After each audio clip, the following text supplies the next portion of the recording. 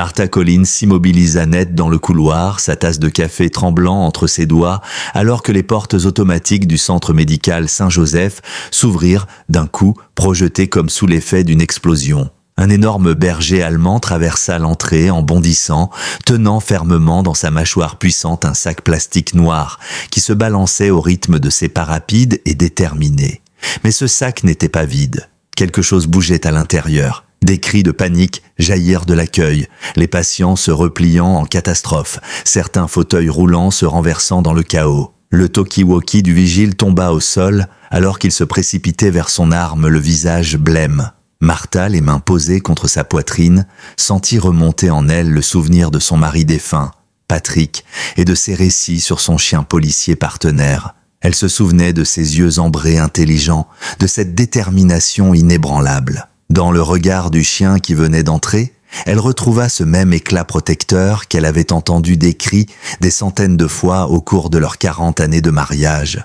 Le haut-parleur du hall grésilla, une voix angoissée répétant l'alerte « Code gris, animal dans le bâtiment ». La tension s'intensifiait, mais au milieu de ce vacarme, un son faible s'échappa du sac. Un cri, le cri d'un nouveau-né, presque étouffé mais parfaitement reconnaissable. Un bébé. Dans l'instant, un silence choqué sembla se superposer à la panique générale. Quelle détresse avait bien pu pousser cette créature magnifique à transporter un enfant dans un tel état ? Et pourquoi Martha avait-elle l'impression que son cœur reconnaissait quelque chose de douloureusement familier dans ses yeux d'ambre ?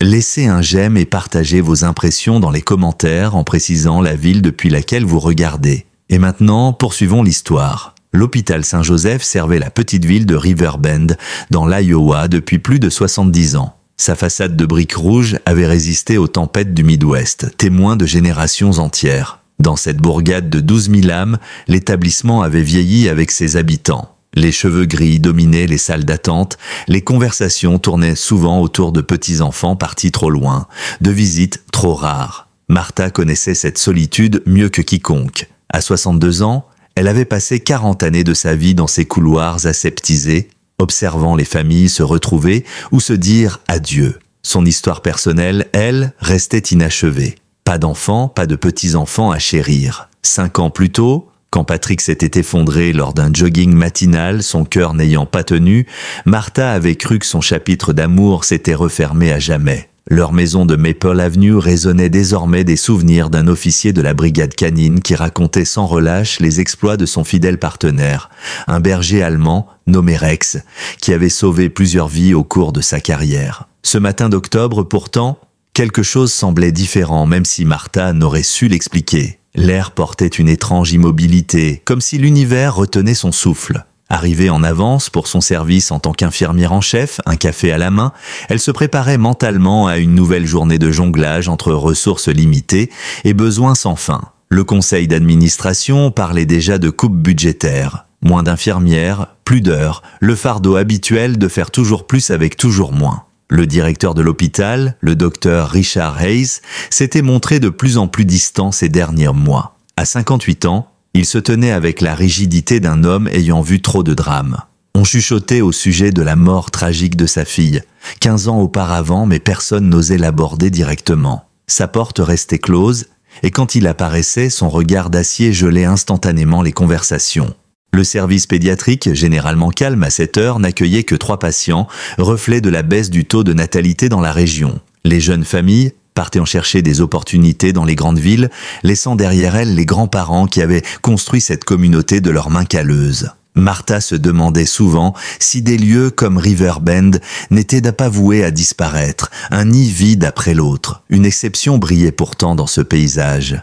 Emily Carter, jeune assistante sociale, avait fait le choix rare d'une vie en petite ville. Son sourire chaleureux et sa compassion sincère rappelaient à Martha les raisons pour lesquelles elle avait embrassé le métier d'infirmière à une époque où elle croyait encore qu'elle aurait ses propres enfants à choyer. La routine de ce matin semblait tristement familière.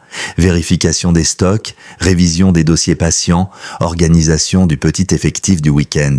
Les pas de Martha résonnaient sur le lino brillant, inconsciente que son monde ordonné allait bientôt voler en éclats. Dehors, un berger allemand s'avançait dans la pénombre de l'aube, son corps puissant portant un fardeau qui changerait tout. Rex errait dans les rues de Riverbend depuis 3 ans, depuis le jour où son univers s'était effondré. Autrefois, il portait fièrement son insigne. Unité canine numéro 47 du département de police de Riverbend. Patrick Collins n'avait pas été qu'un maître. Il avait été son partenaire, son repère, son monde. Ensemble, ils avaient retrouvé des enfants disparus dans les champs de maïs de l'Iowa, localisé des randonneurs perdus dans les parcs, sauvé des accidentés sur la route 18. Le matin où Patrick avait succombé à sa crise cardiaque, Rex avait attendu 18 heures devant la porte, certain qu'il allait rentrer. Quand les ambulanciers avaient emporté le corps, l'univers du chien s'était brisé. Martha avait essayé de le garder, mais son deuil avalait tout. Sans Patrick, la maison sonnait creux. Plus de voix fermes, plus d'entraînements matinaux, ni de promenades au crépuscule. Finalement, Rex était parti de lui-même. Plus de collier, plus d'identité, seulement des souvenirs tatoués dans son cœur loyal. Il avait appris à survivre en fouillant derrière les restaurants, à se cacher des fourrières, à dormir dans des bâtiments abandonnés pendant les hivers glaciales. Son pelage, autrefois brillant, s'était terni, sa silhouette s'était amincie, mais son intelligence restait vive, ses instincts intacts. Depuis des mois, la zone des conteneurs derrière l'hôpital faisait partie de son territoire. Peut-être parce que la voiture de Martha y était garée chaque matin portant encore l'odeur de Patrick. Rex l'observait de loin, la voyant entrer avec des épaules voûtées par un poids invisible. Parfois, il l'apercevait à travers les fenêtres, s'activant dans les couloirs sans savoir que le partenaire de son mari veillait toujours. Ce matin-là, des sons inhabituels l'alertèrent, des pleurs faibles qui déclenchèrent aussitôt chaque fibre protectrice de son être. Derrière les containers médicaux, il découvrit l'impensable. Un nouveau-né, à peine vivant, enveloppé dans des tissus déchirés, enfermé dans un sac médical comme un déchet. L'entraînement de Rex prit aussitôt le dessus. Le souffle du bébé était superficiel. Sa peau pâle, ses membres glacés, chaque seconde comptait. Le chien saisit avec délicatesse les poignées du sac, prenant soin de ne pas comprimer la fragile vie à l'intérieur. Chaque pas vers l'hôpital devenait une mission calculée, trop vite, et il risquait d'aggraver l'état du nourrisson. Trop lentement, et le temps s'épuiserait. Les portes automatiques semblèrent d'abord refuser l'entrée. Mais Rex se souvenait d'avoir vu Patrick marcher sur ses capteurs. Il posa sa patte sur le tapis noir. Les battants s'ouvrirent dans un souffle et le chien bondit à l'intérieur chargé de son précieux fardeau. Le hall de l'hôpital explosa aussitôt dans une confusion totale. Une vieille patiente lâcha son déambulateur dans un cri d'effroi, trébuchant en arrière. La réceptionniste porta les mains à sa bouche, ses yeux s'écarquillant d'horreur et d'incompréhension. 2 brancardiers près de l'ascenseur figèrent leurs gestes, l'un laissant tomber son dossier dans un fracas sec qui résonna dans le hall. Mais Rex ne dévia pas. Son objectif restait clair, guidé par une urgence plus forte que tout. Le bébé pleurait encore, faible mais obstiné, et ce son perçait le tumulte comme une balise. Le garde de sécurité, Jake Morgan, tenta de se ressaisir. Il saisit sa radio d'une main tremblante. « Code gris, code gris. Gros chien dans le hall principal », lança-t-il d'une voix brisée par le stress. Ses doigts cherchaient désespérément un protocole qui n'existait pas dans aucun manuel. Martha, figée à une vingtaine de mètres, sentit son cœur s'emballer. Quelque chose dans les mouvements du chien déclencha en elle une vague de souvenirs si puissants qu'elle en eut le souffle coupé. Cette démarche contrôlée, cette allure déterminée, la tête haute malgré le fardeau, c'était une allure d'animal entraîné. « Rex !» Le nom s'échappa de ses lèvres, un souffle à peine audible. Pourtant, le berger allemand dressa aussitôt l'oreille. Et l'espace d'un instant, leurs regards se croisèrent à travers le tumulte. Dans les yeux ambrés de l'animal, Martha crut percevoir la reconnaissance, pas seulement d'une voix, mais de quelque chose de plus profond, presque d'un lien ancien. Une voix claqua soudain depuis le couloir administratif. Qu'est-ce que c'est que ce cirque ? Le docteur Richard Hayes venait d'apparaître. Sa présence imposa un silence immédiat, tant son autorité coupait l'air comme une lame. Ses yeux gris acier balayèrent la scène et se figèrent sur le berger allemand. Une ombre traversa son visage, douleur ancienne et colère mêlée. Un nouveau cri du nourrisson, plus faible encore, fendit ce silence. Rex fit un pas vers l'ascenseur, son message limpide, « Cette vie doit être sauvée ». La tension monta d'un cran, comme une corde prête à rompre. « Sécurité !» Écartez cet animal immédiatement. Ceci est un hôpital, pas une clinique vétérinaire, ordonna Hayes d'une voix glaciale, chaque syllabe tremblant d'un mélange de contrôle et de blessures anciennes. Mais Martha se redressa, ses instincts d'infirmière prenant le dessus. « Attendez, Richard !» Sa voix, étonnamment ferme, brisa le silence. Elle avança d'un pas. « Il y a quelque chose dans ce sac.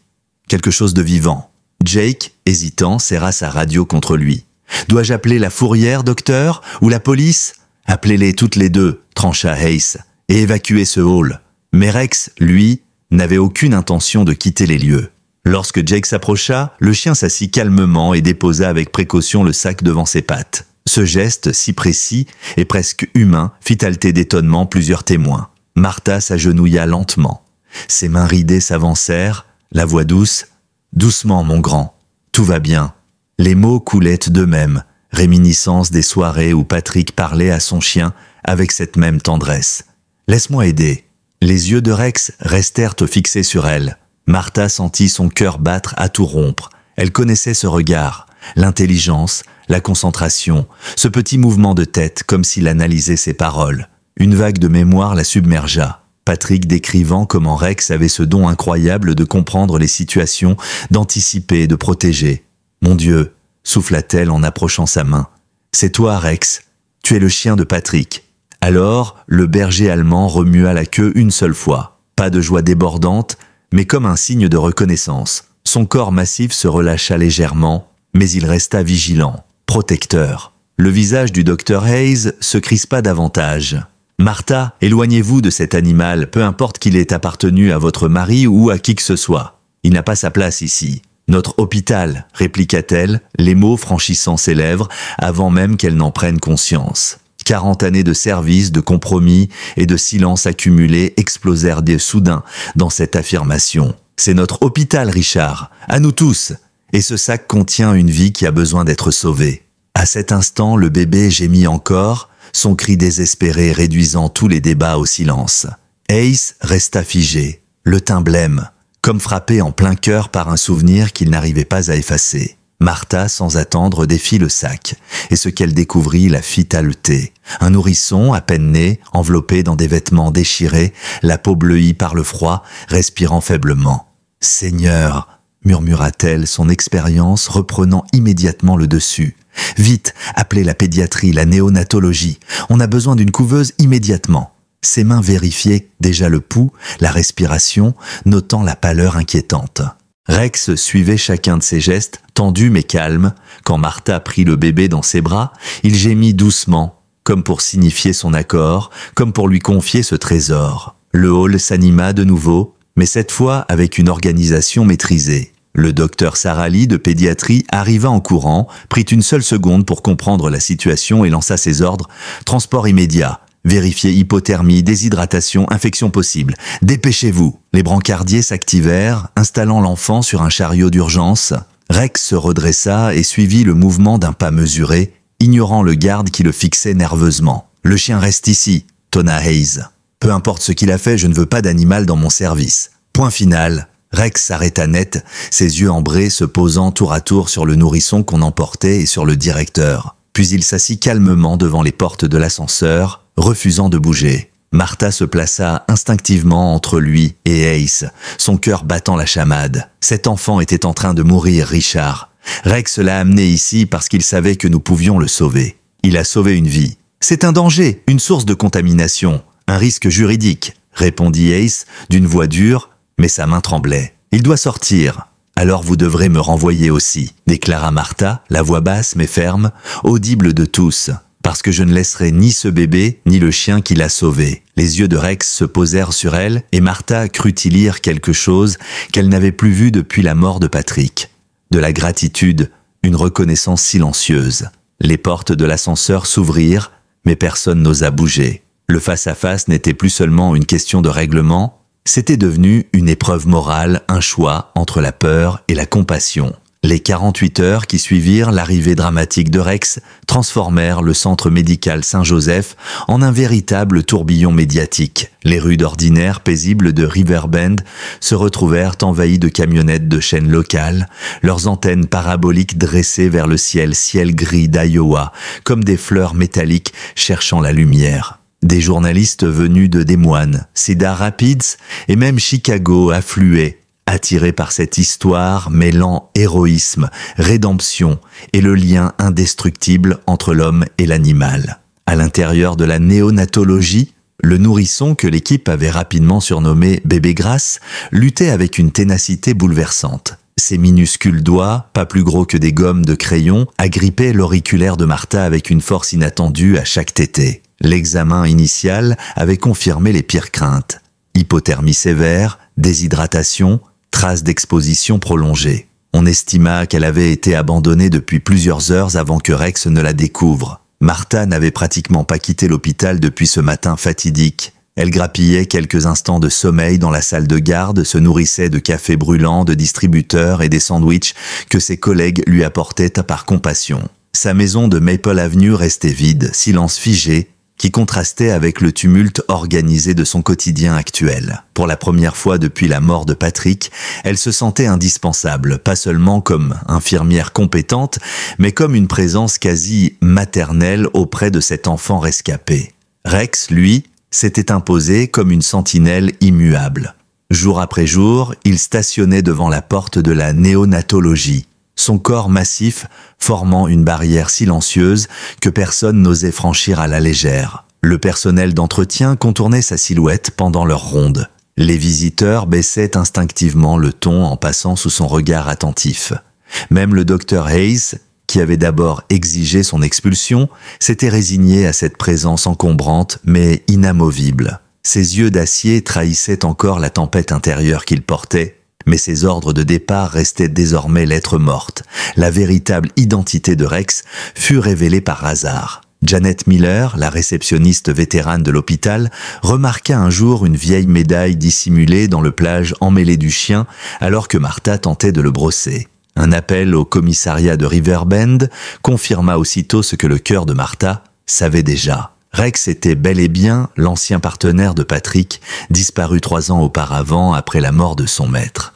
La nouvelle fit l'effet d'une bombe dans la petite communauté. Patrick Collins avait laissé une trace profonde dans la ville. Policier respecté, figure paternelle pour des générations d'adolescents, il connaissait chacun par son prénom et préférait la pédagogie aux contraventions. Sa mort brutale à 57 ans avait laissé un vide béant. Que son fidèle chien réapparaisse de la sorte, porteur d'une vie à sauver, résonna comme un miracle. Mais cette lumière attira aussi des ombres. Les dons commencèrent à affluer de partout, certains pour soutenir les soins du bébé, d'autres réclamant la mise en place d'un programme de thérapie animale avec Rex comme figure fondatrice. En parallèle, l'assurance de l'hôpital dépêcha un représentant depuis Minneapolis. Cet homme nerveux, accroché à son téléphone, ne parlait que de risques, de protocoles et de responsabilités légales. L'enquête sur les origines de Bébé Grasse, confiée à Emily Carter, s'avéra frustrante. Elle passa des jours à croiser rapports de disparition, archives médicales et fichiers de police. Mais aucune trace de la mère ne surgit. Tout indiquait que l'abandon avait été planifié pour rester invisible. Cette absence de piste renforçait le mystère, mais aussi la symbolique du geste de Rex. Il n'avait pas seulement sauvé une vie, il avait révélé une détresse invisible. Dans le personnel, les divisions se faisaient sentir. Les jeunes infirmiers, baignés dans les réseaux sociaux qui glorifiaient déjà Rex comme un héros, le couvraient d'attention, friandises, eau fraîche, caresses volées. Les anciens, souvent proches de l'administration, exprimaient leurs réserves, hygiène, allergies, précédents dangereux. Le docteur Hayes se retrouvait au milieu de ce champ de bataille, tiraillé entre la logique implacable des assureurs et la ferveur émotionnelle de la communauté. Le point culminant arriva le 3e jour, lorsqu'une célèbre présentatrice régionale, Patricia Walker, débarqua avec son équipe pour tourner un reportage approfondi. Elle avait fouillé dans les archives policières et sorti le palmarès impressionnant de Rex, 3 citations pour bravoure, dont le sauvetage de 2 enfants piégés dans un incendie et la localisation d'un vieil homme atteint de démence lors d'un blizzard. Son interview avec Martha, tournée dans le hall même où tout avait commencé, devint le moment fort de son sujet. Assise à côté de Rex, sa main caressant doucement la fourrure du chien, Martha parla de Patrick, de la loyauté sans faille de son partenaire à 4 pattes, de ce lien qu'elle croyait perdu et qui lui était revenu au moment le plus improbable. Patrick disait toujours que Rex avait un sixième sens pour les gens en détresse. Il retrouvait des enfants quand tout le monde avait abandonné. Il a sauvé Patrick 2 fois. Et aujourd'hui, après avoir tout perdu, il continue de sauver des vies. Diffusé au journal du soir, le reportage fit mouche. En quelques heures, l'histoire se répandit sur les réseaux. Le mot-clé « Rex le héros » devenant viral d'abord en Iowa, puis au-delà. Les dons doublèrent. Certains demandaient la création d'un fonds spécial pour bébé Grace. D'autres suppliaient que Rex reste définitivement à l'hôpital comme chien de thérapie. Mais derrière cet enthousiasme se cachaient aussi des journalistes plus incisifs.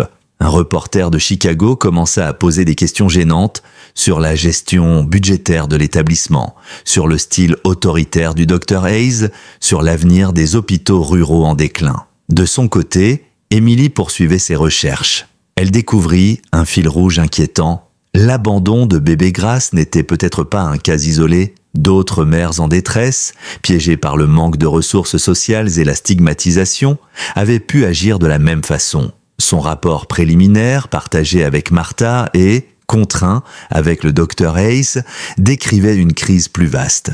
Pénurie de soins prénataux, absence de structure pour les jeunes femmes isolées, tabou pesant dans les petites communautés. L'affaire Grace révélait une faille sociale, bien au-delà de l'héroïsme du chien. Pendant ce temps, Rex montrait des signes inquiétants. Sa fidélité au chevet du bébé tournait à l'obsession. Il mangeait peu, refusait parfois l'eau, ne dormait qu'à moitié, ses yeux rivés sur la porte de la néonatologie. Martha, inquiète, reconnaissait les symptômes d'une détresse plus profonde, celle qu'on appelle le syndrome post-traumatique chez les chiens de service. La fracture atteignit son apogée lorsque l'assureur adressa un ultimatum clair. Soit l'animal était retiré sous 24 heures, soit le contrat de couverture du centre était annulé. Le Dr Hayes convoqua en urgence une réunion du personnel, son visage grave comme jamais. « Nous devons choisir », déclara-t-il d'une voix sombre, « garder ce chien et perdre notre assurance, donc risquer la fermeture ou l'écarter et affronter la colère de la communauté. » Au fond de la salle, Martha sentit une énergie nouvelle monter en elle. 40 ans de silence, de respect des ordres et de compromis venèrent de céder. Elle se leva lentement, ses yeux bleus brillant d'une détermination inattendue. « Il existe une troisième option, dit-elle, la voix ferme. Nous pouvons nous battre. » La salle de conférence du centre médical Saint-Joseph, d'ordinaire utilisée pour des réunions sans éclat sur les plannings et les stocks, se transforma ce vendredi matin en champ de bataille morale et institutionnel. Les néons blafards projetaient des ombres dures sur les visages tirés des membres du conseil d'administration. Au centre de la grande table en chêne, Robert Harris, ancien banquier à la retraite et président du conseil, semblait peser chaque seconde. Depuis 3 générations, sa famille faisait partie de l'histoire de Riverbend, et il savait que cette réunion marquerait un tournant décisif. Le Dr Hayes présenta l'ultimatum de l'assurance avec son habituel ton clinique, masquant tant bien que mal les tourments qui grondaient derrière ses yeux. Midwest Liability a été clair. Rex représente un risque inacceptable. Soit il quitte l'hôpital, soit notre couverture prend fin ce soir à minuit. Dans la pièce, un murmure inquiet parcourut l'assistance. Martha, assise au fond, encore vêtue de sa blouse froissée de la veille, se leva lentement. Son visage portait la fatigue, mais aussi une détermination flamboyante qui surprit même ses collègues de longue date. Avant de prendre cette décision, il faut comprendre ce que Rex signifie pour notre communauté, dit-elle en s'avançant. 3 jours plus tôt, j'ai reçu un appel du bureau du gouverneur. Le lieutenant-gouverneur veut venir la semaine prochaine pour lui remettre une médaille civile de bravoure.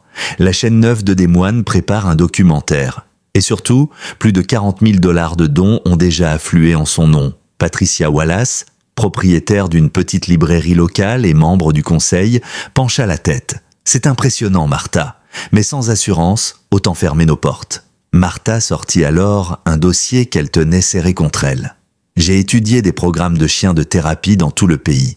Lorsqu'ils sont correctement enregistrés et encadrés, ces animaux sont couverts par les assurances.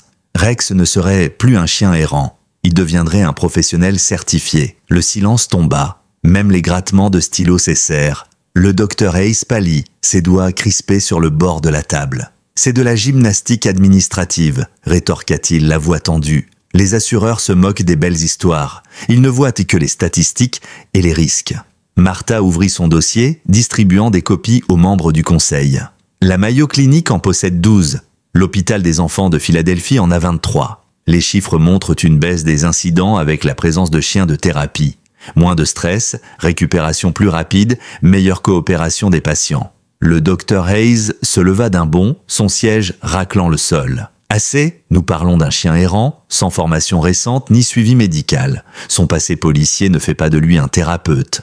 La porte s'ouvrit brusquement. Emily Carter entra, un épais dossier sous le bras. Sa voix claire résonna dans la salle. « Excusez-moi d'interrompre, mais j'ai des informations qui changent la donne. » Elle s'approcha de la table, ses pas résonnant sur la moquette usée. « J'ai étudié non seulement le cas de bébé Grace, mais aussi le passé de Rex. Le département de police de Riverbend possède encore son dossier complet. Formation, bilan de santé, évaluation comportementale. » Elle étala les documents. Rex a suivi un entraînement avancé en assistance aux victimes et intervention en crise. Il est certifié en recherche d'enfants, en gestion de traumatisme et n'a aucun antécédent d'agressivité civile. Ses vaccins étaient à jour à la fin de son service. Le docteur Hayes serra les mâchoires. Ces documents datent que de 3 ans. Il a vécu dans la rue depuis. Emily poursuivit, implacable. J'ai interrogé 12 habitants qui l'ont croisé durant cette période. Tous décrivent le même comportement, est protecteur mais jamais violent, attentif mais non menaçant. Madame Peterson, sur Oak Street, lui a donné à manger pendant 2 ans. Les enfants Kowalski jouaient avec lui au parc. Depuis 3 ans, il veille sur cette ville comme un gardien silencieux. Martha sentit ses yeux s'embuer. Emily sortit une dernière pièce de son dossier. J'ai aussi retrouvé les archives de la clinique vétérinaire qu'il a suivie après son service. Le docteur Mitchell, avant de prendre sa retraite, l'avait fait examiner pour un stress post-traumatique canin. Il avait été déclaré apte, mais recommandé pour des environnements moins stressants. Un souffle parcourut la salle. Harris fronça les sourcils. Stress post-traumatique, comme chez les vétérans humains? Emily hocha la tête. Exactement. Rex n'a pas seulement perdu son maître. Il a subi un traumatisme profond. Mais au lieu de devenir dangereux, il a choisi de continuer à protéger. Martha pose une main sur son cœur. C'est ce qu'il fait depuis toujours. Sauver des vies, même quand personne ne le regarde. Le président du conseil tout sauta, mal à l'aise. Tout cela est très émouvant, mais l'assurance... Emily sourit légèrement. Justement, j'ai contacté Midwest Liability hier. Les chiens de thérapie certifiés sont couverts dans leur contrat. Les données prouvent d'eux-mêmes que leur présence réduit les risques. Un silence pesant s'installa. Tous les regards convergèrent vers le docteur Hayes. Son visage passa de l'incrédulité à la colère, puis à une sorte de lassitude douloureuse. « Vous avez contourné mon autorité pour parler à nos assureurs, dit-il la voix tremblante. Je l'ai fait en tant que travailleuse sociale responsable du suivi de bébé Grace, répondit Emily calmement. Sa guérison dépend directement de Rex. Médicalement parlant, les séparer serait dangereux. Les chuchotements reprirent, plus pressants cette fois. Martha sentit l'occasion. Je prends la responsabilité personnelle de son encadrement. Je suivrai ses formations, ses bilans vétérinaires, ses évaluations comportementales. Si un problème survient, c'est mon nom qui sera en jeu, pas celui de l'hôpital. Martha, c'est insensé, commença Hayes. Non, Richard, coupa-t-elle, sa voix ferme comme jamais. J'ai passé 40 ans à obéir, à fermer les yeux, à céder. Plus maintenant, je connais ce chien mieux que quiconque ici. Patrick m'a appris à lire ses signaux, je ne reculerai pas. Le défi flotta dans l'air, clair comme une gifle. Le conseil comprit que ce n'était plus une simple discussion de procédure. C'était un affrontement entre la peur et le courage. Patricia Wallace prit la parole. Concrètement, que faudrait-il pour cette certification? Emily consulta ses notes. Une 30aine d'heures de formation spécialisée, accélérable grâce à son passé policier. Des bilans vétérinaires réguliers, une évaluation trimestrielle par un comportementaliste et la supervision permanente d'un membre qualifié du personnel. Et le coût? Demanda Harris. 800 $ pour démarrer, puis environ 200 par mois. Comparez cela au désastre de réputation si nous renvoyons le héros de Riverbend. Le docteur Hayes s'affaissa dans sa chaise, son corps, habituellement raide, plié sous le poids invisible de ses fantômes. Sa voix, lorsqu'il parla, tremblait presque. Vous me demandez de miser la réputation de l'hôpital sur la stabilité mentale d'un animal traumatisé. Martha s'avança. Non, Richard. Je vous demande de miser sur le caractère d'un héros, comme cette ville a misé sur vous quand vous êtes devenu directeur. Un silence, plus lourd encore, s'installa. Le docteur Hayes baissa les yeux sur la table. Sa respiration se fit courte, puis enfin, il releva la tête. Ses yeux gris semblaient des moins durs, presque incertains. Si nous essayons, Tout devra être documenté, contrôlé, évalué, chaque risque anticipé. Martha sentit les larmes lui monter. « Vous dites oui ?» Je dis « essayons », répondit-il à voix basse. « Que Dieu nous vienne en aide. » Le lundi suivant, le centre médical Saint-Joseph entra dans une nouvelle ère. La salle de conférence fut réaménagée à la hâte pour accueillir la docteure Suzanne Mitchell, vétérinaire comportementaliste venue d'Iowa City. Son matériel transforma la pièce en véritable centre d'évaluation. Obstacles, jouets à spécialiser, caméras de suivi. Sa réputation la précédait, connue pour son expertise dans la réhabilitation de chiens de service traumatisés. Martha observa Rex avec une appréhension mêlée de fierté. Depuis 3 ans, il avait survécu seul, mais aujourd'hui, il allait être scruté sous chaque angle. La docteure Mitchell commença par des exercices de base. Assis, couché, pas bougé, Rex répondit avec une précision impressionnante, comme si ses muscles se souvenaient encore du temps où chaque geste faisait partie d'un protocole vital. La mémoire du service est intacte, nota Mitchell, mais elle observa aussi des signes plus subtils. Lorsqu'on éloignait Martha de lui, Rex haletait de manière excessive. Ses pattes arrière tremblaient légèrement. La spécialiste hocha la tête. De l'anxiété de séparation, très fréquent chez les chiens ayant perdu leur maître. Ses instincts protecteurs se fixent maintenant sur Martha et par extension sur le bébé. Martha sentit son cœur se serrer. Elle passa la soirée à lire sur le syndrome post-traumatique canin. Hypervigilance, sursauts incontrôlés, loyauté obsessionnelle. Elle comprit que Rex ne pouvait pas redevenir le chien insouciant d'autrefois. Mais peut-être pouvait-il transformer cette blessure en force thérapeutique. La preuve la plus éclatante vint de bébé Grace. Ses constantes médicales s'amélioraient chaque fois que Rex était visible près de la couveuse. Son rythme cardiaque se stabilisait, ses pleurs diminuaient, son sommeil devenait plus profond. Le docteur Sarah Lee, la pédiatre, commença à consigner ses observations dans le dossier médical. Réduction de 30% des indicateurs de stress en présence de Rex. C'est comme si elle le reconnaissait comme protecteur, confia Lee à Martha lors d'une pause. Médicalement, c'est fascinant. Elle réagit à lui comme à un parent de substitution. Les tests sociaux organisés par la docteure Mitchell confirmèrent l'exceptionnelle sensibilité de Rex. Avec une famille endeuillée, il s'approchait lentement, posant sa tête sur les genoux de la mère en larmes. Avec des enfants anxieux, il restait immobile, se laissant caresser avec patience. Avec les patients réticents, il respectait une distance naturelle. On aurait dit qu'il lisait les émotions comme un livre ouvert. Puis vint l'épreuve la plus difficile. Pour évaluer sa stabilité, Mitchell simula des situations de chaos, claquements de portes, éclats de voix, chariots précipités dans le couloir. Au début, Rex demeura calme, son regard fixé sur Martha. Mais lorsque le bruit d'un défibrillateur retentit, un souvenir brutal sembla le submerger. Ses oreilles se rabattirent, sa respiration s'accéléra, et un gémissement rauque s'échappa de sa gorge. Martha s'agenouilla aussitôt, posant ses mains sur son pelage. « Doucement, mon grand. Je suis là. » Sa voix apaisa peu à peu le tumulte intérieur du chien. Mitchell observa, fasciné. « Voilà la preuve. Ce chien porte ses blessures, mais il ne les retourne pas contre les autres. Il cherche le réconfort et la stabilité. C'est exactement ce qui en fait un futur chien de thérapie exceptionnel. » Ces semaines de formation transformèrent aussi Martha. Elle ne se contenta pas de superviser Rex.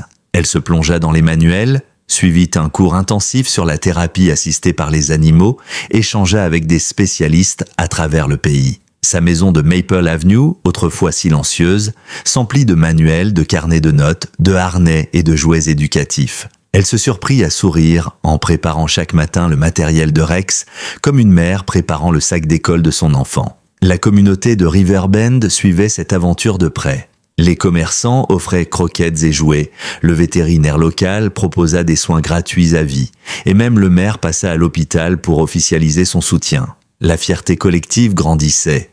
Leur hôpital devenait pionnier dans une approche novatrice de la médecine. Pourtant, tout le monde ne partageait pas cet enthousiasme. Une poignée de membres du personnel, menée par l'assistante administrative du docteur Ace, lança une pétition interne. Ils invoquaient des arguments d'hygiène, de risques allergiques et la peur d'ouvrir la porte à des précédents dangereux. Quant au docteur Ace lui-même, il se fit rare. Il assistait aux réunions par devoir, signait les formulaires, mais évitait soigneusement tout contact direct avec Rex. Chaque fois qu'il croisait l'animal, ses épaules se tendaient, ses yeux se détournaient. Martha, attentive, voyait dans cette rigidité la trace d'une douleur plus ancienne, mais qu'il refusait de nommer. Puis survint le jour où tout bascula. C'était un jeudi pluvieux lors de la dernière épreuve de certification. La docteure Mitchell avait prévu une simulation complexe, plusieurs membres du personnel jouant le rôle de patients en crise, des bruits soudains, un environnement volontairement chaotique. Tout se déroulait correctement quand un véritable code bleu retentit dans l'aile pédiatrique. Un garçon de 8 ans, Timothy Brooks, fit un arrêt cardiaque en pleine opération bénigne. L'alarme déclencha un branle-bas de combat. Les bruits de pas précipités, les chariots poussés à toute vitesse, les cris d'ordres urgents transformèrent la mise en scène en une réalité dramatique. Rex se figea, ses pupilles se dilatèrent. Il se mit à tourner en rond, haletant violemment. Ses gémissements devinrent des aboiements étouffés. Puis il poussa un hurlement qui glaça le sang de tous ceux qui l'entendirent. Ce cri n'était pas celui d'un chien menaçant, mais celui d'une créature déchirée par une douleur trop lourde, comme un écho à des années de deuil et de solitude. Le personnel s'arrêta un instant, bouleversé par cette détresse brute. Même la docteure Mitchell, pourtant aguerrie, sembla secouée. Martha accourut, le prenant dans ses bras, son visage noyé de larmes. « Calme-toi, mon cœur, je suis là !» C'est alors que le docteur Hayes apparut au bout du couloir, attiré par le tumulte. En voyant Rex se débattre dans cette tempête intérieure, il resta figé, ses mains tremblantes. Ses yeux gris rencontrèrent ceux du chien. Et pour la première fois, quelque chose d'indicible passa entre eux, la reconnaissance de deux âmes brisées par un même poids invisible. « Sortez-le d'ici » murmura Ace, la voix étranglée. Avant qu'il ne fasse du mal, Martha secoua la tête suppliant « Richard, il est juste terrifié, il ne comprend pas ?» Mais Ace détourna les yeux. « Ni lui, ni moi » répondit-il dans un souffle. La docteure Mitchell administra un sédatif léger. Les tremblements de Rex s'apaisèrent peu à peu. On le chargea dans son véhicule pour l'emmener à Iowa City, où il devait subir une évaluation psychologique approfondie. Ce soir-là, alors que la pluie battait les vitres du service, Martha resta seule dans la chambre de bébé Grace. L'enfant, privé de la présence de son protecteur, se remit à pleurer sans répit. Les constantes médicales chutèrent de nouveau, sa respiration devint erratique, son sommeil agité. Le docteur Lee secoua la tête, désemparé. « C'est comme si elle faisait son deuil », dit-elle doucement, en voyant la petite main de Grace pressée contre la vitre, cherchant un visage canin qui n'était plus là. Martha comprit que cette histoire ne faisait que commencer, et qu'elle ne laisserait plus jamais Rex affronter ses blessures seule. Les jours suivants plongèrent l'hôpital dans une atmosphère étrange, mélange de soulagement et de vide. Timothy Brooks, le petit garçon victime de l'arrêt cardiaque, fut sauvé grâce à l'intervention rapide de l'équipe chirurgicale. Mais ce succès médical contrastait avec le sentiment d'échec qui planait. Rex avait été éloigné, son programme suspendu, et tout le monde ressentait ce manque comme une plaie béante.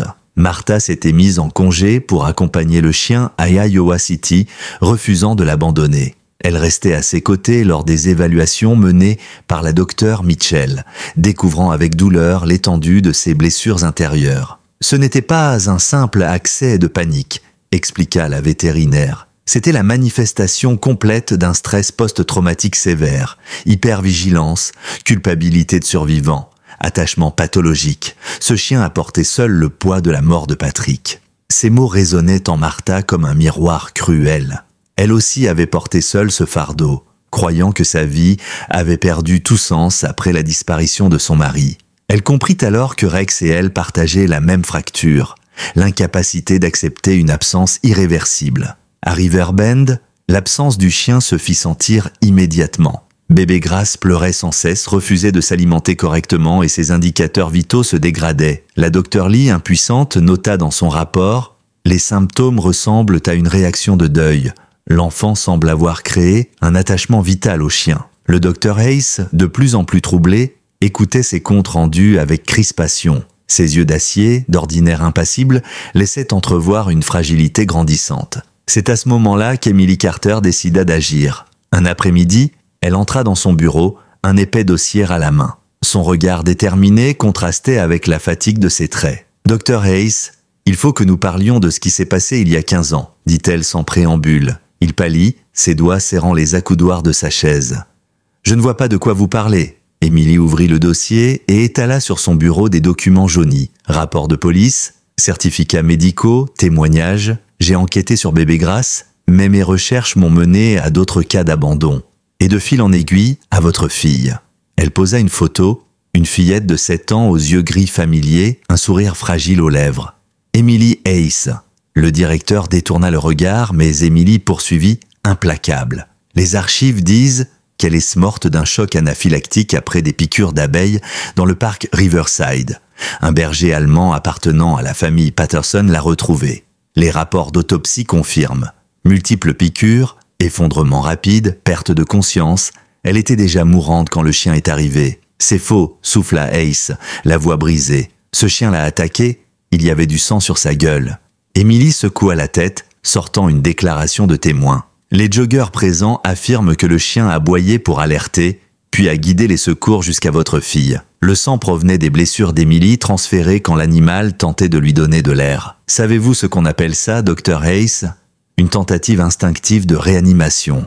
Ses mains tremblaient. Pendant 15 ans, il avait bâti son armure sur une fausse croyance, persuadé que la haine le protégeait de la douleur. Mais en cet instant, la vérité fissurée se rempart. « Alors j'ai détruit leur vie », murmura-t-il.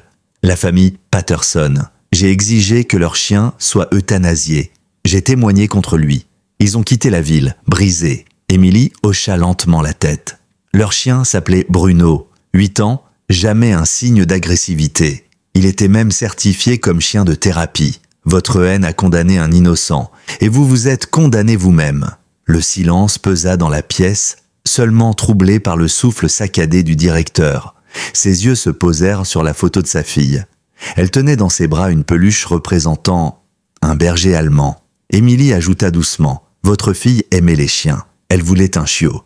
Elle n'a jamais eu peur de celui qui l'a trouvée. » Hayes s'écroula presque dans son fauteuil, ses larmes jaillissant après des années de rétention. 15 ans à haïr la mauvaise cible. Emily referma doucement le dossier, laissant seulement la photo sur son bureau. « Rex vous offre une seconde chance. En sauvant bébé Grace, il vous tend la main que vous avez refusée autrefois. Vous pouvez continuer à haïr ou accepter de guérir. » Quand elle quitta la pièce, il resta seul, serrant la photo de sa fille contre lui. Le poids de la vérité écrasait ses épaules, mais derrière la douleur, un éclat nouveau naissait, celui de l'espoir. Le lendemain, Martha revint d'Iowa City avec Rex. Le chien paraissait plus calme, ses yeux toujours marqués par la fatigue, mais sa présence emplissait de nouveau le hall d'une force tranquille. Martha semblait, elle aussi, transformée, plus droite, plus solide, comme si ce combat lui avait rendu une jeunesse intérieure. La docteure Mitchell présenta un plan inédit, une approche de thérapie informée par le traumatisme. « Nous n'allons pas effacer ces blessures », expliqua-t-elle devant l'équipe réunie. « Nous allons les utiliser. Rex sait ce que signifie la peur, la perte. C'est ce qui lui permet de reconnaître et de répondre aux détresses humaines. » Dans la salle, un silence attentif accueillit ces paroles. À l'arrière, le docteur Hayes, assis seul, paraissait étrangement vulnérable. Il ne protesta pas. Il écouta. Et quand Mitchell demanda si quelqu'un avait des objections, il se leva lentement. Tous retinrent leur souffle. Il s'approcha de Rex qui leva la tête avec vigilance. Hayes s'arrêta à 1 mètre, puis, dans un geste hésitant mais sincère, tendit sa main, paume ouverte. Martha, émue, comprit aussitôt. C'était le geste que Patrick utilisait toujours pour instaurer la confiance. Le berger allemand observa longuement cet homme qui avait incarné l'hostilité. Puis, avec une lenteur solennelle, il avança et posa son museau sur la main du directeur. Un murmure parcourut la salle. Les yeux de Hayes s'embuèrent. Sa voix se brisa. « Pardonne-moi, mon grand. Je t'ai jugé comme j'ai jugé l'autre, et j'avais tort. » Rex, en réponse, s'approcha encore et posa sa tête contre son épaule. Ce simple geste d'une générosité bouleversante fit tomber le dernier mur. Hayes éclata en sanglots, serrant l'animal contre lui. À cet instant, ce n'était plus une histoire de règlement ni de protocole. C'était l'histoire de la rédemption d'un homme et de la renaissance d'un chien. Le retour de Rex dans les couloirs de l'hôpital fit l'effet d'un renouveau. Dès qu'il franchit les portes de la néonatologie, bébé Grace retrouva un souffle plus régulier, comme si sa petite poitrine avait attendu ce moment pour se stabiliser. Ses pleurs cessèrent presque immédiatement, remplacés par un calme fragile mais tangible. Les infirmières échangèrent des regards stupéfaits. La docteure Sarah Lee prit son stéthoscope, écouta attentivement, puis nota dans le dossier Stabilisation immédiate en présence de Rex. Martha, les larmes aux yeux, serra le bébé contre elle tout en caressant le pelage du chien. « Tu vois, mon ange, ton grand frère est revenu. » Rex, attentif, observait chaque mouvement de la couveuse comme s'il veillait à ce qu'aucune ombre n'approche. Les jours suivants, l'expérience fut répétée à plusieurs reprises sous supervision. Les résultats étaient de constants. En présence de Rex, les constantes vitales de Grace s'amélioraient nettement. La docteure Mitchell s'empressa de documenter le phénomène. Interaction interespèces générant un effet thérapeutique mesurable, réduction des besoins en médication sédative. Elle savait que ce cas ferait école. Mais l'histoire ne s'arrêtait pas à la néonatologie. Rapidement, Rex commença à accompagner Martha lors de ses tournées auprès d'autres patients. Dans l'aile pédiatrique, il aidait les enfants à surmonter leur peur des procédures médicales. Devant une petite fille en chimiothérapie, il s'assit calmement, la laissant glisser ses doigts tremblants dans sa fourrure. Ses yeux brillants retrouvèrent un éclat qu'aucun traitement n'avait réussi à raviver. Avec les personnes âgées, l'effet fut tout aussi saisissant. Certains résidents, isolés depuis des années, se mirent à parler pour la première fois depuis longtemps, simplement en caressant Rex. Les vétérans en particulier réagissaient avec émotion. L'un d'eux, un ancien soldat de Corée, posa sa main ridée sur la tête du berger allemand et murmura « Toi, tu comprends ». Martha voyait son hôpital se transformer sous ses yeux. Ce qui n'était qu'un bâtiment fatigué au service d'une communauté vieillissante devenait un lieu de guérison dans le sens le plus large. Les patients ne recevaient plus seulement des soins médicaux, ils retrouvèrent du réconfort, de l'apaisement, un sentiment de dignité. Le docteur Hayes, de son côté, changeait lui aussi. Lui qui se tenait autrefois à distance des patients, se mit à descendre plus souvent dans les couloirs. On le vit assister discrètement aux interactions de Rex, parfois même sourire devant les réactions des enfants. Son visage, si longtemps fermé, commençait à se fissurer sous l'effet d'une lumière nouvelle. Le programme de thérapie animale, d'abord un pari risqué, prit de l'ampleur. Grâce aux dons, 2 chats furent adoptés et intégrés au service de gériatrie. Puis vint une surprise. Une association locale proposa un poney miniature, Buttercup, entraîné pour visiter les enfants hospitalisés. La joie dans le service pédiatrique ce jour-là résonna comme un festival. Même les patients les plus réticents ne purent s'empêcher de sourire. Martha, autrefois simple infirmière-chef, devint rapidement la figure de proue du programme. Elle fut nommée responsable du nouvel institut de thérapie assistée par les animaux créé au sein de l'hôpital. Son bureau, modeste, se remplissait chaque jour de dossiers, de plans de formation, de courriers de famille reconnaissantes. Et chez elle, à Maple Avenue, le silence avait disparu. Les rires de Grace, les pas de Rex, les visites régulières du docteur Hayes transformaient sa maison en foyer vivant. Mais le changement le plus bouleversant vint de l'homme qu'elle n'aurait jamais cru voir évoluer ainsi. Le docteur Hayes, autrefois prisonnier de ses démons, devint peu à peu une présence quotidienne dans la vie de Martha et de Grace. Il passait d'abord pour des raisons professionnelles, réunions, comptes rendus, suivi du programme. Puis il commença à rester pour les repas, à lire des histoires le soir à la petite fille, à promener Rex dans le parc les week-ends. Un soir d'hiver, alors que la neige recouvrait Riverbend d'un manteau étincelant, Martha surprit Ace assis près du sapin décoré. Grace dormait sur ses genoux, sa petite main serrant la manche de sa chemise. Rex était couché à ses pieds, veillant comme toujours. Et l'homme, longtemps raide et froid, caressait doucement les cheveux de l'enfant, le visage apaisé. Martha sentit une chaleur inédite l'envahir. Ce n'était pas seulement une histoire de rédemption, c'était une renaissance. Un homme brisé par la perte de sa fille retrouvait la possibilité d'aimer. Une femme qui avait cru son cœur condamné au veuvage découvrait qu'il n'était jamais trop tard pour ouvrir sa vie à une nouvelle famille.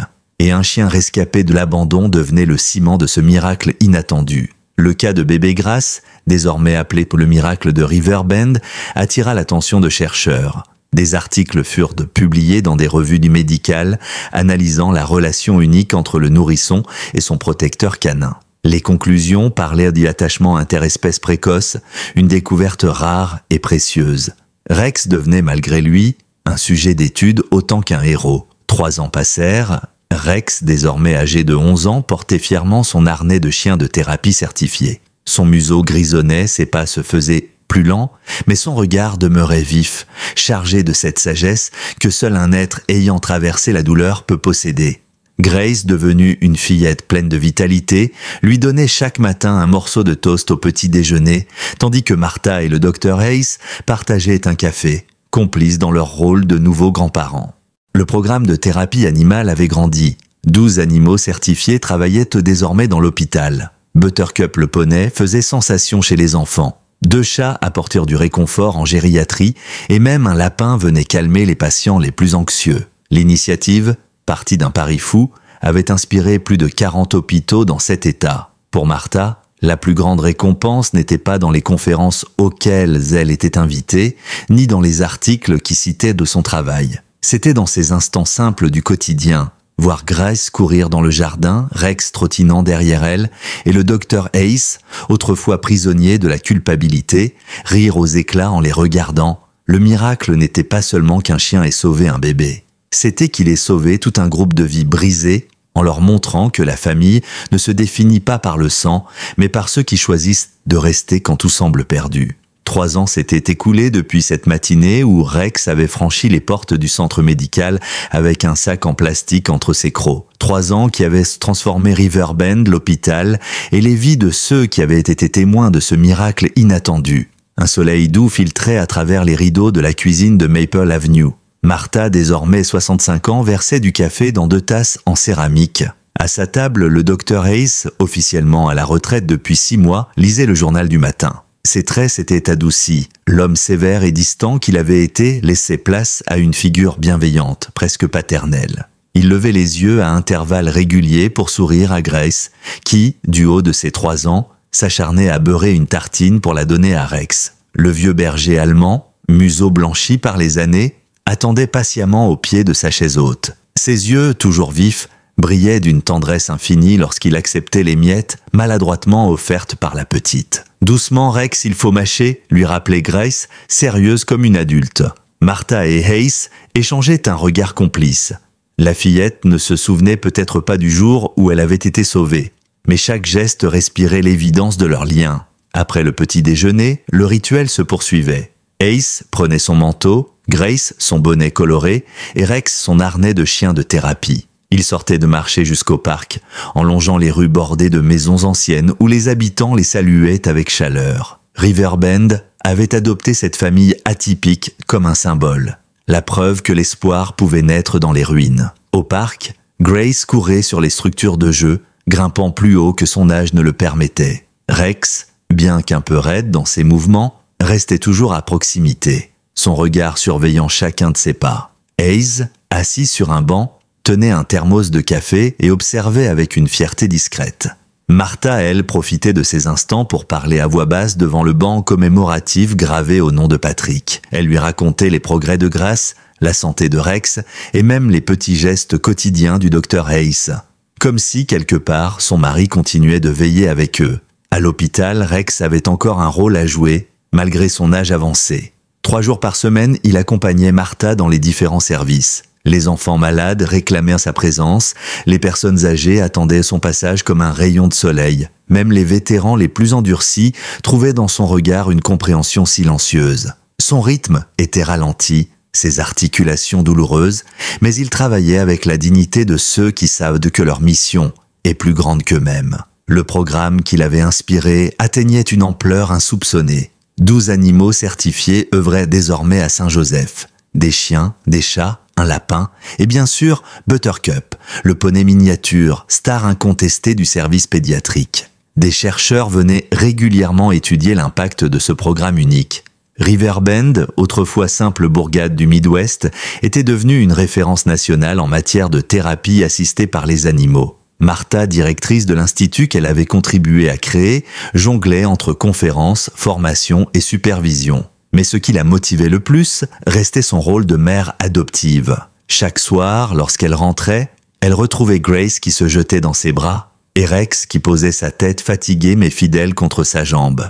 Dans ces moments simples, Martha ressentait la plénitude d'une vie reconstruite. Le Dr Hayes, lui, avait trouvé sa rédemption dans les petits gestes du quotidien. Il passait des heures à lire des histoires à Grace, sa voix grave modulée avec une tendresse qu'il n'avait pas connue depuis la mort de sa propre fille. Parfois, quand la fillette s'endormait, il restait assis dans le silence, observant Rex respirer calmement et se surprenait à murmurer « Merci vieux frère ». La transformation de Ace fascinait toute la communauté. L'homme autrefois craint pour sa rigidité était devenu un symbole de seconde chance.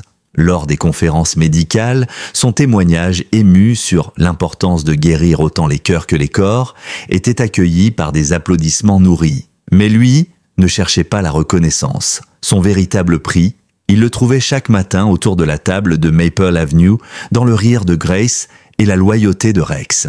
Un soir d'automne, alors que les feuilles rouges tapissaient dans les trottoirs, Martha, Ace, Grace et Rex revinrent du parc. Grace courait devant, riant, ses bottes claquant contre le sol. Rex suivait, un peu essoufflé mais alerte, tandis que Martha et Ace marchaient côte à côte. « Tu sais, dit-il doucement, je n'aurais jamais imaginé trouver une famille à 60 ans passés. » Martha sourit, ses yeux fixant la petite fille devant eux. « Moi non plus, mais la vie ne suit pas toujours nos plans. Parfois, elle nous offre mieux. » Ils rentrèrent à la maison, la chaleur du foyer les enveloppant. Grace s'installa pour colorier, Ace alluma le feu dans la cheminée et Rex s'étendit au pied du canapé. Martha les regarda tour à tour, le cœur gonflé d'une certitude. Ce n'était pas seulement une nouvelle vie qu'ils avaient déconstruite. C'était un miracle ordinaire, tissé de rire, de fidélité et d'amour. Rex, même fatigué, demeurait le gardien de cette famille improbable. Il avait sauvé une vie en portant un sac de plastique dans ses crocs. Mais en vérité, il avait sauvé bien plus que cela. Il avait sauvé des cœurs brisés, il avait sauvé un hôpital en déclin, et il avait sauvé l'idée même qu'il n'est jamais trop tard pour recommencer. Les années avaient de continuer de filer, implacables, et Rex n'était plus le jeune chien qui autrefois avait traversé les portes automatiques de l'hôpital avec une urgence dans les yeux. À presque 12 ans, son museau était largement grisonnant, ses pas plus lents, et chaque montée d'escalier lui arrachait un léger grognement. Pourtant, son regard demeurait aussi intense, ses oreilles se dressaient toujours quand Grace riait, et sa vigilance n'avait rien perdu de sa force. Grace, désormais âgée de 6 ans, était une petite fille vive, curieuse et intrépide. Elle savait que Rex n'était pas comme les autres chiens. Pour elle, il n'était pas seulement un compagnon de jeu, il était son gardien, son frère, son ange poilu. Mais depuis quelques mois, la fillette commençait à poser des questions que Martha et le docteur Ace redoutaient. Pourquoi Rex dort-il si longtemps? Pourquoi il ne court plus avec moi? Martha prenait sa petite main et répondait avec douceur « Parce qu'il a beaucoup travaillé, ma chérie. Il a protégé beaucoup de personnes avant toi. Il mérite un peu de repos ?» Mais derrière son sourire, elle sentait une inquiétude sourde. Elle voyait dans le plage qui s'éclaircissait, dans les muscles qui s'affaiblissaient, l'inévitable vérité. Rex entamait son dernier chapitre. À l'hôpital, il continuait ses visites, mais à un rythme réduit. Les enfants, habitués à le voir chaque semaine, s'émerveillaient encore de son calme, même si certains demandaient pourquoi le gros chien se déplaçait comme un papy. Martha redoublait d'attention pour protéger sa dignité, veillant à ce qu'il ne soit jamais surmené. Le programme de thérapie animale, lui, prospérait plus que jamais. Grâce à Rex, Saint-Joseph comptait désormais une équipe complète. Chiens, chats, lapins, et même 2 poneys. Le modèle de Riverbend avait été exporté dans plusieurs États, et Martha avait reçu une invitation pour présenter son expérience à Washington. Mais au fond d'elle, la véritable fierté ne résidait pas dans les conférences, mais dans ce lien unique qui unissait Rex et Grace. Un soir d'hiver, alors que la neige recouvrait la ville, Grace s'assit sur le tapis du salon, son cahier de dessin ouvert devant elle. Elle crayonnait avec sérieux une scène, elle, main dans la patte de Rex, marchant dans un couloir d'hôpital. En dessous, avec ses lettres maladroites d'enfant, elle écrivit « Mon héros ». Martha, émue, la serra contre elle. Mais la petite, avec son innocence désarmante, demanda « Est-ce que Rex sera toujours là pour moi, même quand je serai grande ?» Le cœur de Martha se serra douloureusement. Elle chercha ses mots, mais ce fut Ace qui répondit, sa voix grave mais apaisante « Tu sais, Grace, Rex est déjà là pour toujours. Même quand il ne pourra plus marcher à côté de toi, ce qu'il t'a appris restera dans ton cœur. Et ça ne s'en va jamais. » La fillette hocha la tête comme si elle comprenait plus que son âge ne le laissait croire. Elle posa ensuite son front contre celui du vieux chien qui ferma les yeux, savourant ce geste tendre. Les jours passèrent et une routine paisible s'installa. Mais chacun, au fond, savait que le temps pressait. Le docteur Hayes se surprenait parfois à prier silencieusement, lui qui n'avait plus prié depuis la mort de sa fille. Martha passait de longues minutes le soir à brosser Rex, ses mains glissant sur son pelage comme pour mémoriser chaque détail. Et Grace, sans rien dire, passait ses journées à coller des autocollants en forme de cœur sur ses affaires, comme si elle voulait envelopper son monde entier d'amour avant qu'il ne change. Puis survint une soirée particulière, c'était l'anniversaire de Grace. Elle soufflait ses 6 bougies, entourée de voisins, d'amis, et du docteur Hayes, qui prenait des photos avec un sourire sincère. Rex, fatigué par l'agitation, s'était allongé près de la cheminée. Mais quand la petite fille lui appela « Viens Rex, c'est mon vœu d'anniversaire », le vieux chien se redressa avec effort. Il avança, pas après pas, jusqu'à poser sa tête contre la table où trônait le gâteau. Grace éclata de rire et l'enlaça de toutes ses forces. Dans ses yeux brillait une promesse silencieuse. Peu importait combien de temps il lui restait, chaque instant serait gravé comme un trésor. Ce soir-là, après le départ des invités, Martha et Ace restèrent longtemps à parler près du feu. « Il approche de la fin » murmura Martha, les yeux embués. « Je le sens. » Ace posa une main réconfortante sur son épaule. « Oui, mais regarde ce qu'il a accompli. Il a sauvé Grace. Il m'a sauvé, moi, et il t'a redonné une famille. Quand son moment viendra, il partira en sachant qu'il a accompli sa mission. » Rex, étendu sur le tapis, ouvrit un œil comme s'il comprenait chaque mot. Son regard croisa celui de Ace. Et pour la première fois, l'ancien directeur y vit une paix profonde. Dans les semaines qui suivirent, les sorties se firent de plus courtes. Mais chaque promenade était une fête. Grace, tenant sa petite main dans la grande patte du chien, avançait avec fierté, comme si elle conduisait un roi fatigué mais toujours noble. Les passants s'arrêtaient, saluaient Rex, parfois même avec une révérence enfantine. À Riverbend, il n'était pas qu'un chien. Il était une légende vivante, et au fond, chacun savait que cette légende s'approchait doucement de sa conclusion. Le printemps arriva sur Riverbend, apportant avec lui des fleurs neuves et une lumière douce. Pourtant, dans la maison de Maple Avenue, le temps semblait ralentir. Rex passait plus de temps à dormir, ses pas devenaient hésitants, et chaque respiration semblait lui demander un effort de plus. Martha et le docteur Hayes le savaient, l'inévitable se rapprochait. Grace, avec son instinct d'enfant, le savait aussi. Elle s'asseyait souvent à côté de lui, sa petite main posée sur son flanc, comme pour lui prêter un peu de sa propre énergie. Elle lui lisait ses livres d'images, lui montrait ses dessins et lui chuchotait des secrets que personne d'autre n'entendait. À chaque mot, Rex semblait apaisé, ses oreilles remuant doucement. Un soir, Martha sortit les vieilles affaires de Patrick. Son uniforme de policier, ses décorations et la plaque de Rex datant de ses années dans l'unité K9. Elle les disposa sur la table du salon. « Tu sais, mon grand, tu as toujours été un héros » dit-elle doucement en brossant sa fourrure. Ace, silencieux, posa sa main sur celle de Martha, partageant son émotion. Puis vint la nuit décisive. Rex était allongé près de la cheminée, comme à son habitude, mais cette fois, il ne chercha pas à se relever. Grace, réveillée par un pressentiment, descendit en pyjama et vint s'installer contre lui. « Tu peux dormir, Rex. Je serai grande bientôt.